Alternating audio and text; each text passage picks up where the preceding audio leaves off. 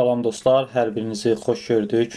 Bundan öncəki videoda deməli kompüterin yaddaşda olduğu üçün video saxlanan yarımçıq qaldı və biz hansı ki bu hissədə qalmışdıq. Bunu da yəqin ki bu videonu çəkib digər videonun arxasına əlavə edərəm və yaxud da ki ayrı bir dərs kimi part 2 kimi videoyu yerləşdirərəm. Biz qalmışdıq hansı ki bu hissədə. Deməli hədəf kütləmizi reklam setində bu hissədə hədəf kütləmizi seçdik. Hədəf kütləmizi detallı targeting etdik, belə deyək. Doğru ayarlar üçün gərək mən burada bir hazırlıq görüm qısaca. Və gördüyünüz kimi biz hədəf kütləmizi yaratmışıq. Doğru hədəf kütlənin qarşısına çıxmaq üçün detallı targeting etmişik, belə deyək. Və indi isə aşağı hissəyə düşürük. Və son bir yeniləmə də gəlir artıq meta reklamlarına. Gördüyünüz kimi WhatsApp'da da meta reklamları yayımlanacaq. Bunun da xəbərini buradan vermiş olaq. Artıq biz bu hissədə olan ayarlamalarımızı elədik və iləri deyərək artıq reklam hissəsinə keçirik və reklamımızın adında doğru şəkildə edirik. İlk tanıtım reklamı 1, set 1, reklam 1. Gördüyünüz kimi Facebook səhifəmiz buradadır və Instagram hesabımız buradadır və yaxud da ki başqa bir səhifə yarada bilərik. Bu hissədə bizim qarşımıza reklamlarla bağlı artıq ayarlamalar gəlir və gördüyünüz kimi qeyd olunub. Reklam yarat, mövcud göndərini istifadə et, kreativ mərkəzi modelini istifadə et. Kreativ mərkəzi modelində belə nəzərdə keçirin ki, siz reklamlarla bağlı hansısa bir kreativləri hazırlayırsınız. Hazır olur, siz oradan istifadə edirsiniz. Gəlin biz reklam yaratmaq hissəsinə baxaq və burada nələrə diqqət etməliyik, onu nəzərə alaq. Bu hissədən davam edirik və burada görürük ki, bir neçə reklam formatı var. Tək şəkil və ya video, döngü, hansı ki karusel reklamları və kolleksiyon. Gəlin biz burada tək görsəl və videodan istifadə edək və aşağı düşürük. Burada bizdən nə tələb edir? Reklamınıza toxunan və ya klikləyən insanların hara gedəcəyini bildirin deyil. İnternet saytı ola bilər, siz sayta yönəldə bilərsiniz. Ondan sonra aşağıda nə var? Mesaj yazması ola bilər, zəng etməsi ola bilər və s. Biz burada istəyirik ki, mesaj yazsın.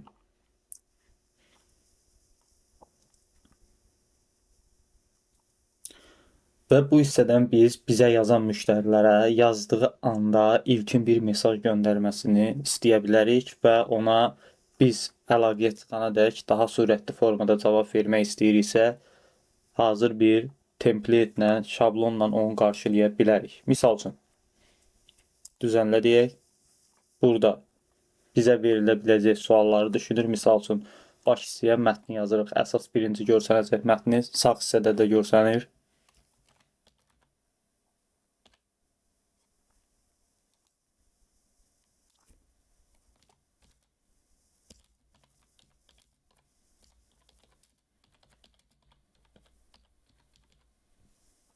Misal üçün, bu hissəni belə qeyd edək və əgər bu bir müddətdən sonra biz görürük müştərilər ən çox bizə hansı sualları verir. Misal üçün, çatdırma ilə bağlı sual verə bilərlər, ölçülərlə bağlı sual verə bilərlər, stok vəziyyəti ilə bağlı sual verə bilərlər.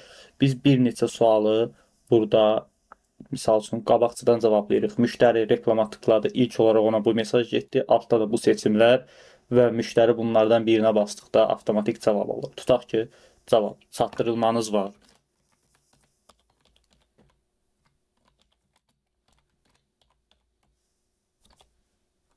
Aşağı hissəyə isə artıq cavab yazırıq.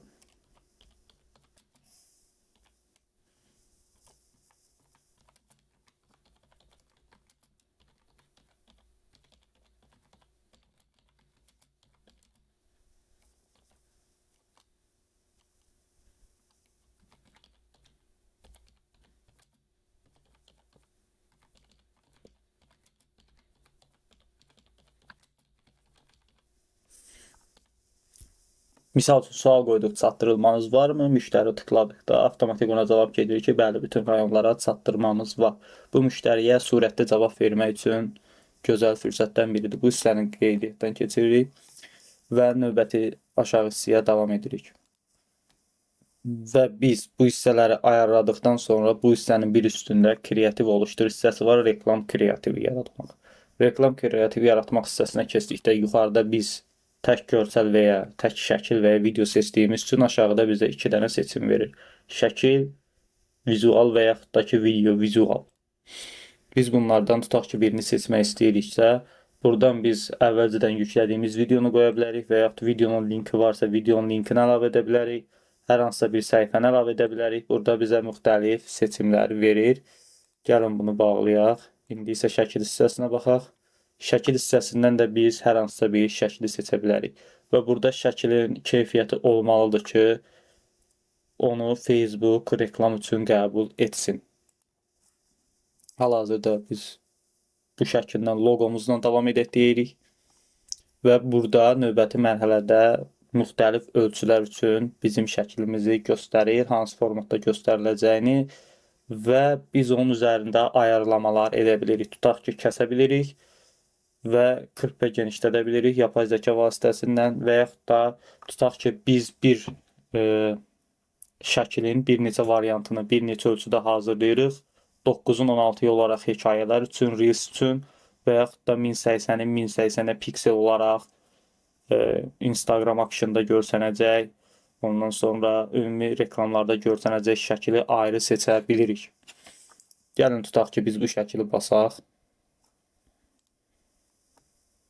Bu şəkili necə seçə bilərik? Bu hikayə hissəsi olduğu üçün gərək biz bunu böyüdək və buradan yapay zəka ilə genişlət də demək olar. İndi bu hissəni mən tam olaraq göstərmək istəmirəm. Yəni vaxt itirmək istəmirəm. İrəli deyək, davam edək. Və ən əsas gəlmək istədiyimiz yer buradır bizim. Siz reklamlarda uğur qazanmaq istəyirsinizsə, ümumiyyətcə satan reklamlar yaratmaq istəyirsinizsə, bilməli olduğunuz, diqqət etməli olduğunuz 2 əsas məqam var. 1. Detallı targeting. 2. Vizual yaratmaq.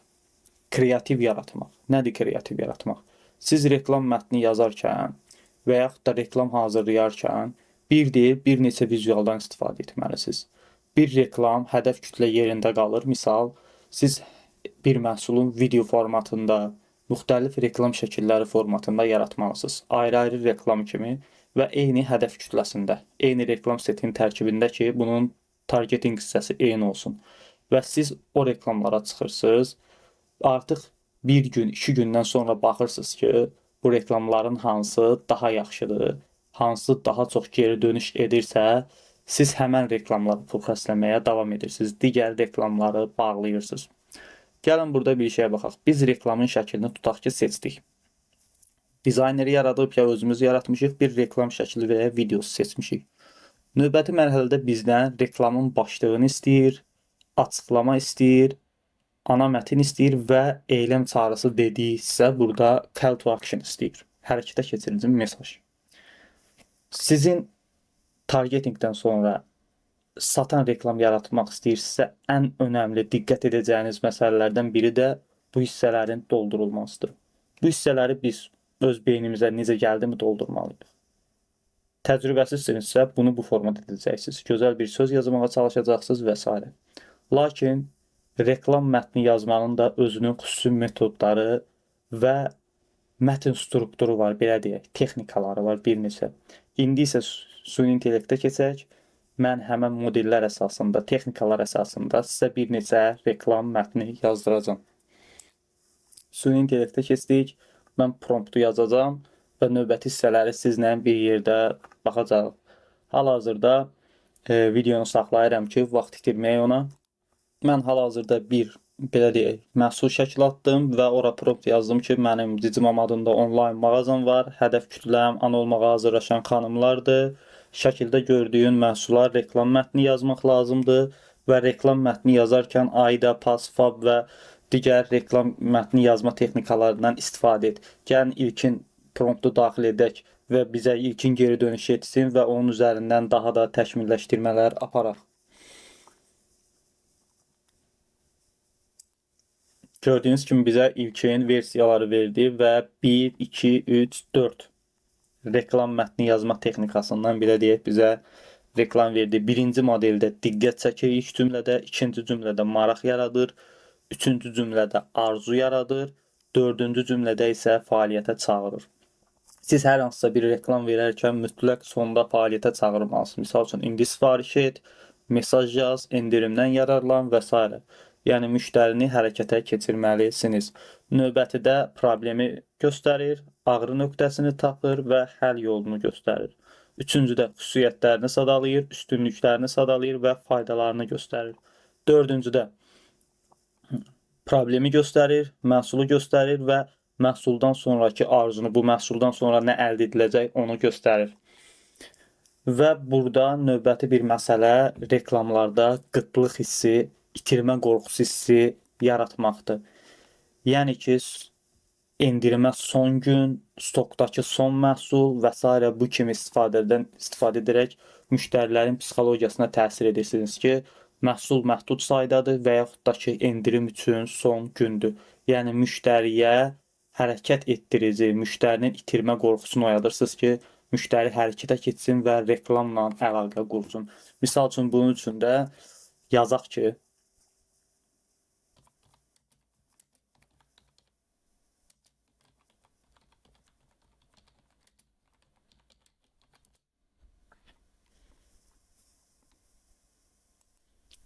əslində burada bir qədər məni yanlış anladı. Mən bura belə yazım.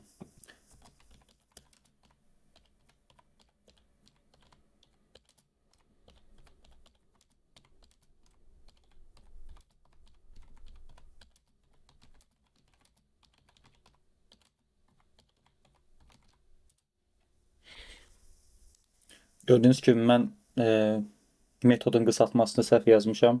FOMO yox, FOMO yazmalıydım.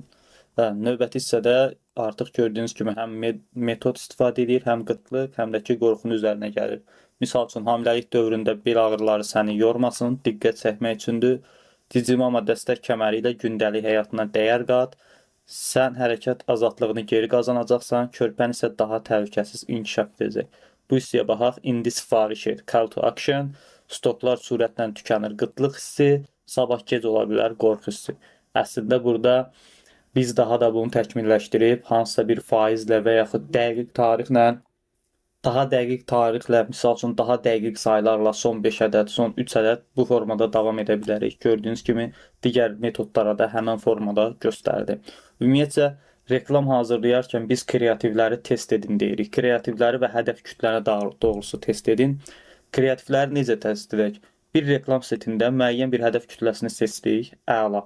Bundan sonra bir reklamı yaradırıq bir dəfə, tutaq ki, vizual eyni qalır, lakin hər dəfə reklam mətnlərini müxtəlif metodlarla yazıb həmən hissəyə əlavə edirik. Daha sonra reklam vizualının, görünüşün özünü belə dəyişirik. Bir reklamı kopyalaya üzərində dəyişiklik edirik. Növbəti hissədə şəkil deyil, video reklam edirik. Və biz yoxlayırıq ki, bu hədəf kütlə, seçdiyimiz hədəf kütlə ən çox hansı reklama geri dönüş edir. Tutaq ki, bir reklam növünü seçdik, 10 reklam verdik və oradan qazanan reklamı belə deyək, ən çox geri dönüş alan reklamı seçdik. Və növbəti mərhələdə biz başqa hədəf kütlələr yaradırıq və yenə reklamları veririk. Gördük ki, 5 dənə hədəf kütləsi yaratdıq. O 5 dənə hədəf kütləsindən də ikisi qazanan hədəf kütlə oldu. Yəni, geri dönüşlər çox olur həmən hədəf kütlədə. Müxtəlif reklam setlərindən, müxtəlif hədəf kütlələrə verilmiş reklamlardan qazanan reklamla qazanan hədəf kütləsini bir yerdə birləşdirərək onunla davam etməyə çalışırıq və onlarla davam edirik ki, bizim reklam xərclərimizə uyğun olaraq geri dönüşlərimiz yüksək olsun. Ona görə də bunlara diqqət etmək və bunların hər birindən istifadə etmək lazımdır. Və siz buradakı bir modeli seçərək, misal üçün bu modeli əlavə edirsiniz yenidən aşağı və yaza bilərsiniz ki, son 5 ədəd qalıb, endirimin son günü kimi redaktə edin. Belə bir geri dönüş edə bilərsiniz və həmən reklam modelində siz istədiyiniz dəyişiklikləri edəcəkdir. Son düzəliş etdikdən sonra gəlin qayıdaq yenidən növbəti hissəyə və burada gördüyünüz kimi ana mətn hissəsinə bir başlıq atırıq. Növbəti mərhələdə biz bir neçədə 5-ə qədər əlavə eyni reklam üçün başlıq ata bilərik. Hər biri fərqli-fərqli görsənəcək. Dəyişə-dəyişə və bunların da içində ən çox görsənən hansı olacaqsa, Facebook avtomatik onu reklamlarda daha önə çıxardacaqdır. Misal üçün elə burada da yazaq endirimin son günü.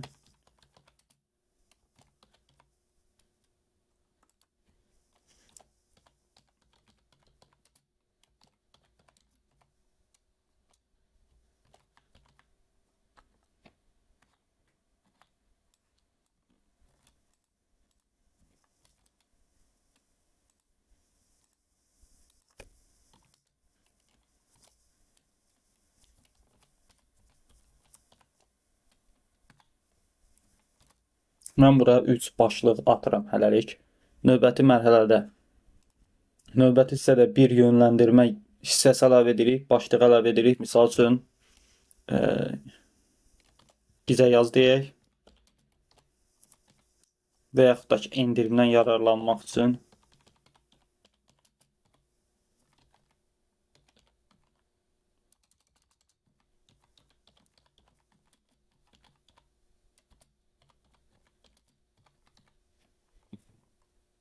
bizə yaz başqa bir seçənək.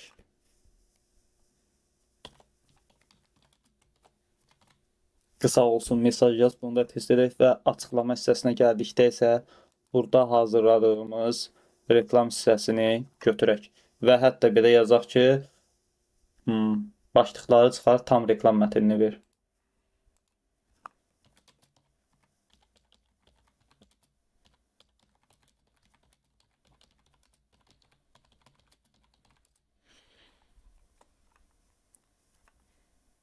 Gördüyünüz kimi başlıqları çıxardı və bizə tam reklam mətnini verdi. İndi isə daxil oluruq bu hissəyə və tam reklam mətnini yazırıq. Buradan da yenə eyləm çağrısı deyir, nə etmək istədiyini yaz, mesaj göndər seçək. Bitdi deyək, davam edək. Gördüyünüz kimi sağda nümunələr gəlir. Biz bir şəkil seçmişdik. Burada Facebookda başlıq bu hissədə olur. Instagramda başlıq aşağı hissədə olur. Burada reklamın əsas başlığıdır, birinci cümlə. Növbəti mərhələdə biz baxsaq aşağı düşəndə gördüyünüz kimi burada söhbət var və eyni zamanda Facebookda yazdığımız hərəkətə keçirici mesajın başlığı var. Biz bu hissəni burada qeyd etmişdik.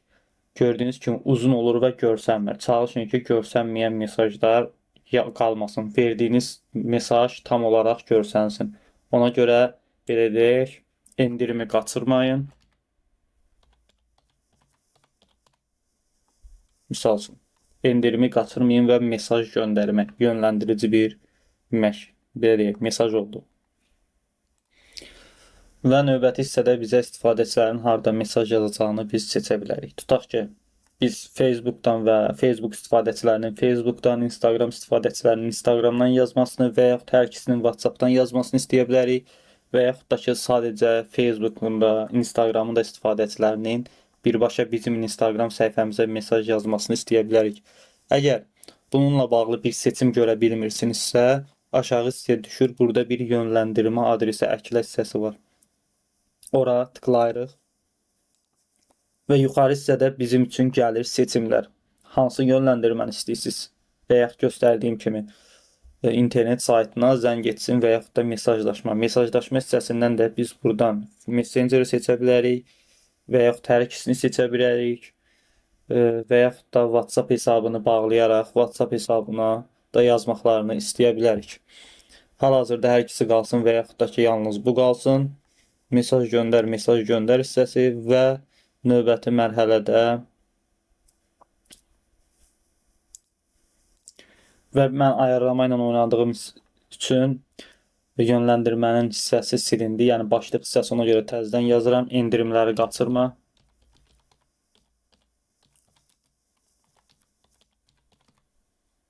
Qaçırma və istəsəm yenə də əlavə edə bilirəm. Hal-hazırda etmirəm. Bura əlavə bir Əlavə bir açıqlama yazdım endirimin son günü. O da bəzi hissələrdə burada görsənəcək, yenilənsin. Yeniləndikdən sonra göstərəcəm sizə. Təəssüf ki, hələ yenilənmədi. Həmən hissə də burada olur. İndi isə biz bu reklamı yaratdıq və yayınla deyə bilərik.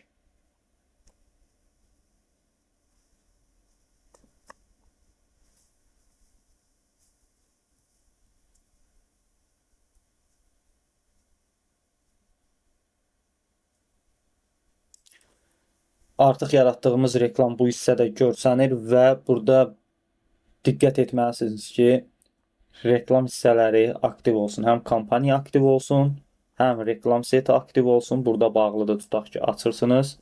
Növbəti mərhələdə reklamın özü də aktiv olsun.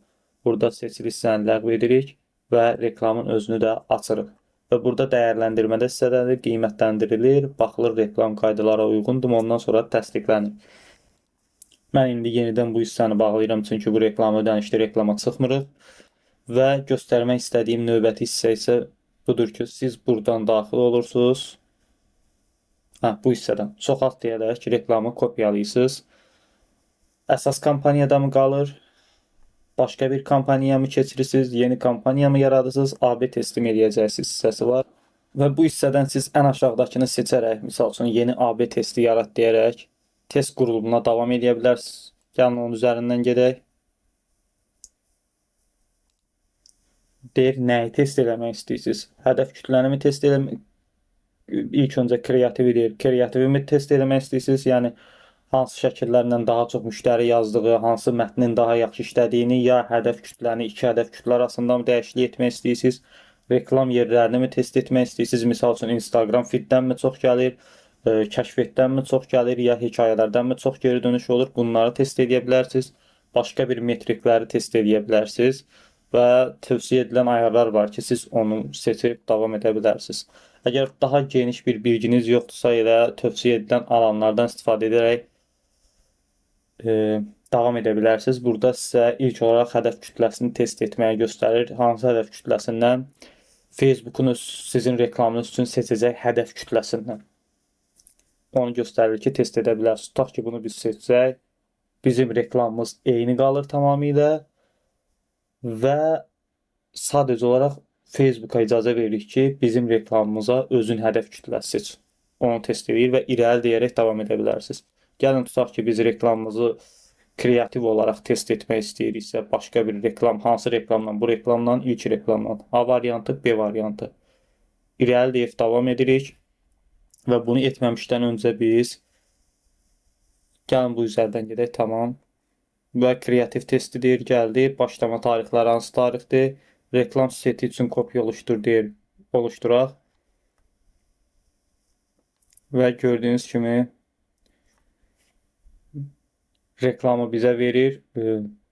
Burada test səviyyəsi, set səviyyəsində bir seçim verir. Biz seti kopyalayır avtomatik və həmən setin içində göstərir ki, hansı dəyişiklikləri etmək istəyirsiniz. Gəlin burada tutaq ki, başqa mətnlər yazırsınız və siz təzədən yayınla deyib davam edirsiniz və sonradan metriklərə baxırsınız ki, hansı metriklər məqsədə uyğundur və yaxud da ki, başqa cür etmək olar bunu.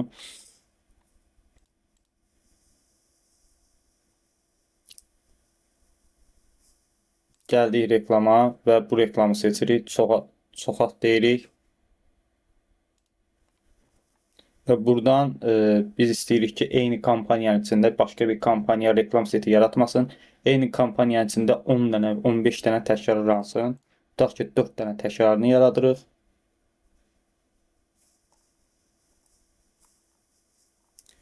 Və reklam üçün biz seçə bilərik buradan 4 dənə reklam hansını istəyirəm.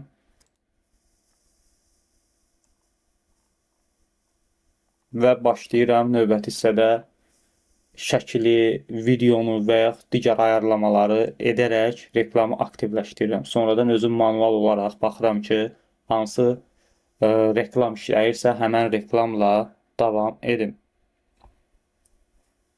Bu hissəndə hələlik ehtiyac yoxdur, mən silirəm. Və beləliklə, əziz dostlar, meta hissəsində reklam yaradarkən ən çox nələrə diqqət etməliyik?